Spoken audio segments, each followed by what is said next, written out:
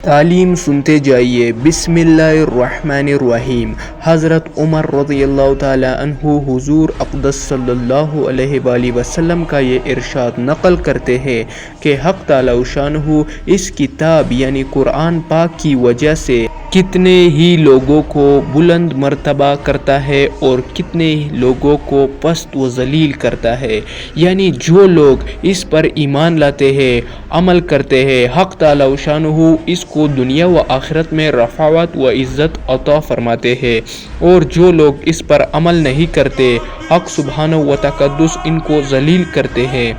کلام اللہ شریف کی آیات سے بھی یہ مضمون ثابت ہوا ہے۔ ایک جگہ ارشاد ہے یُضِلُّ بِهِ كَثِيرًا وَيَهْدِي بِهِ كَثِيرًا۔ حق تعالیٰ شانہ اس کی وجہ سے بہت سے لوگوں کو ہدایت فرماتے ہیں اور بہت سے لوگوں کو گمراہ کرتے ہیں۔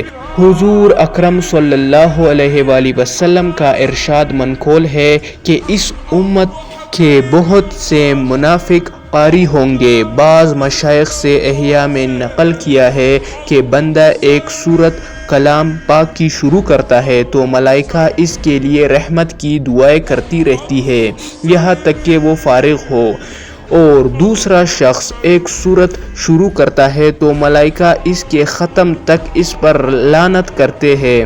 بعض علماء سے منقول ہے کہ آدمی تلاوت کرتا ہے اور خود اپنے اوپر لعنت کرتا ہے اور اس کو خبر بھی نہیں ہوتی، الا لعنت اللہ علی الظالمین، اور خود ظالم ہونے کی وجہ سے اس وعید میں داخل ہوتا ہے۔ اسی طرح پڑھتا ہے لعنت اللہ علی الکاذبین، اور خود جھوٹا ہونے کی وجہ سے اس کا مستحق ہوتا ہے۔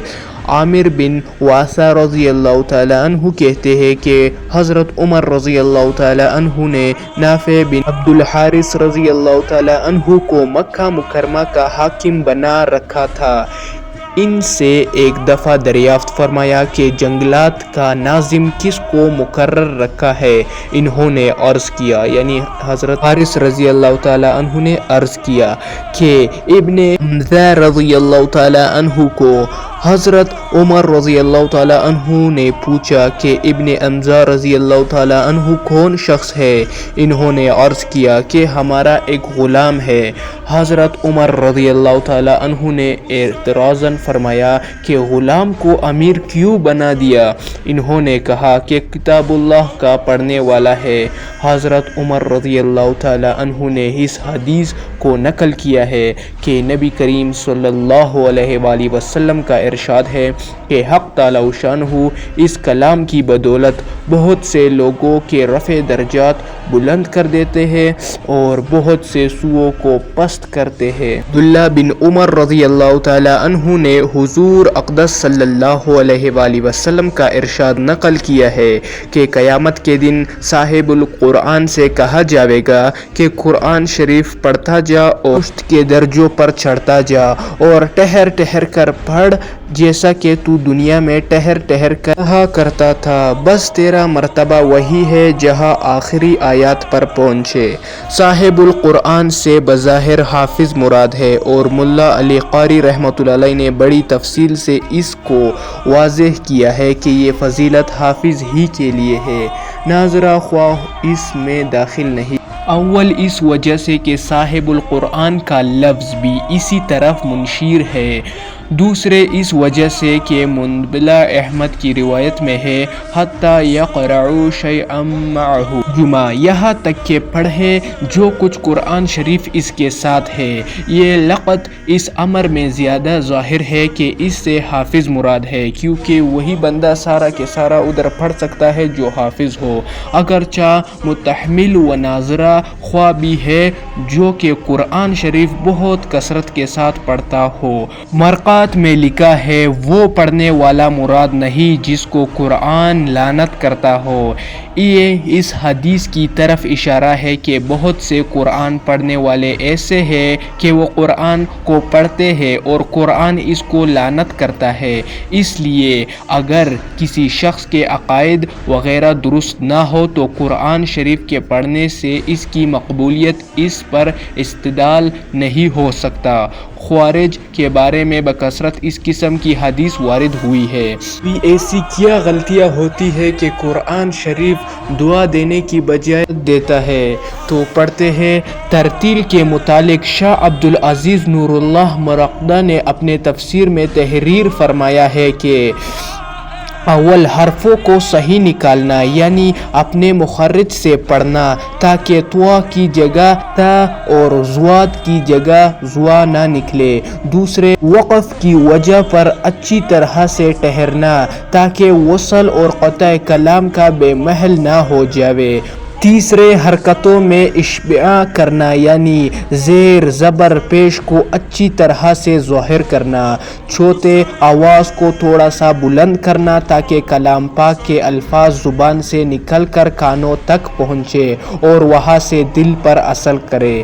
پانچویں، آواز کو ایسی طرح درست کرنا کہ اس میں درد پیدا ہو جاوے اور دل پر جلدی اثر کرے کہ درد والی آواز دل پر جلدی اثر کرتی ہے۔ چھٹے، تشدید اور مد کو اچھی طرح ظاہر کیا جاوے کہ اس کے اظہار سے کلام پاک میں عظمت ظاہر ہوتی ہے اور تاثیر میں اعانت ہوتی ہے۔ ساتویں، آیات رحمت و عذاب کا حق ادا کرے جیسا کہ تمہید میں گزر چکا ہے۔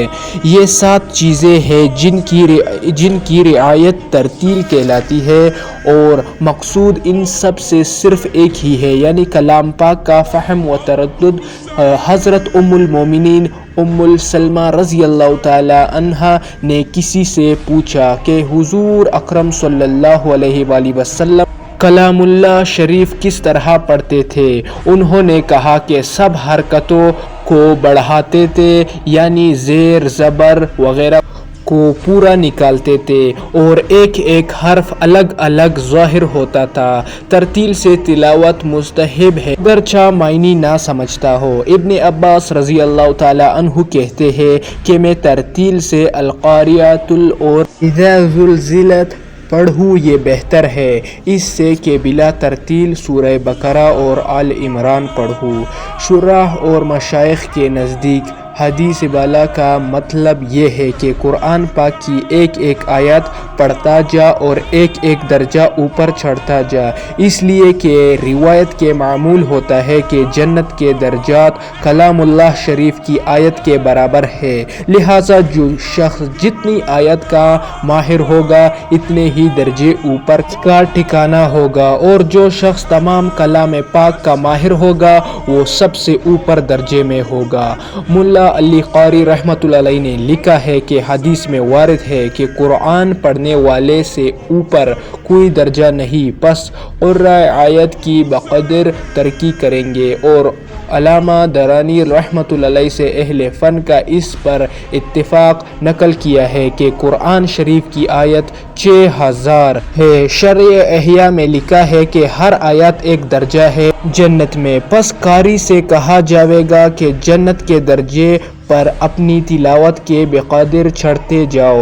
جو شخص قرآن پاک تمام پورا کرے گا اور جنت کے اعلیٰ درجے پر پہنچے گا، اور جس شخص نے کچھ حصہ پڑھا ہوگا وہ اس کی مقدار درجات پر پہنچے گا۔ بندے کے نزدیک حدیث بالا کا مطلب کچھ معمول ہوتا ہے۔ ابھی ایک آیت ہے، تھوڑی لمبی ہے تو میں اس کا ترجمہ پڑھتا ہوں۔ ترجمہ: اگر درست ہو تو حق تعالی شانہ کی اعانت سے ہے، اور اگر غلط ہو تو میری اپنی تفسیر سے ہے۔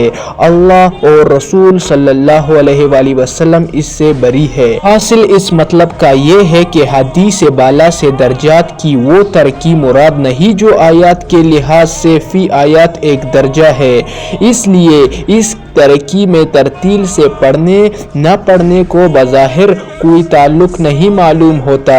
جب ایک آیات پڑھی جائے ایک درجہ کی ترقی ہوگی۔ عام ہے کہ ترتیل سے ہو یا بلا ترتیل سے، بلکہ اس حدیث میں بظاہر دوسری ترقی باعتبار کیفیت مراد ہے جس میں ترتیل سے پڑھنے نہ پڑھنے کو دخل ہے، لہٰذا جس ترتیل سے دنیا میں پڑھتا تھا اسی ترتیل سے آخرت میں پڑھ سکے گا اور اس کے موافق درجات میں ترقی ہوتی رہے گی۔ اللہ پاک ہمیں بھی بھرپور دھیان کے ساتھ خشوع اور خضوع کے ساتھ قرآن پاک کی تلاوت نصیب فرمائے۔ دیکھو قرآن پاک کی تلاوت کیسی چیز ہے۔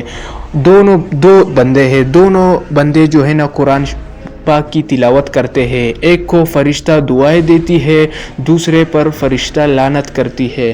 تو کتنا فرق ہوا، ایک بندہ بہت تیزی سے پڑھ رہا ہے۔ آج کل ہم لوگوں کا یہ معمول بھی بہت زیادہ ہے کہ ایک بندہ جو ہے نا بہت تیزی سے پڑھ رہا ہے، جیسے یاسین والقرآن الحکیم انک لمن المرسلین، مطلب اتنا تیزی سے پڑھ رہا ہے کیونکہ اس کے پاس ٹائم نہیں ہے، جو کہ بہت غلط ہے۔ آپ ایک سورت پڑھیں لیکن دھیان اور خشوع اور خضوع کے ساتھ پڑھیں، جیسے یاسین ایک حرف نکال کر پڑھے۔